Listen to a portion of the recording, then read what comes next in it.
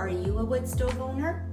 As we approach the summer season, it's time to start thinking about giving your chimneys some well-deserved attention. You may be wondering, why bother cleaning or checking my chimney when I won't be using my wood stove until the fall?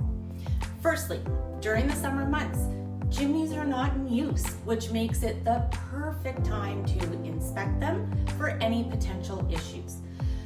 By taking care of any problems now, you can avoid potential hazards and expensive repairs come fall.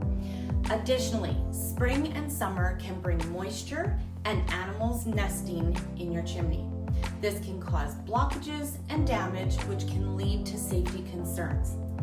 Finally, by cleaning your chimneys during the warmer months, you'll be all set and ready to go when the colder weather returns. So take advantage of this time and give your chimneys the TLC they need.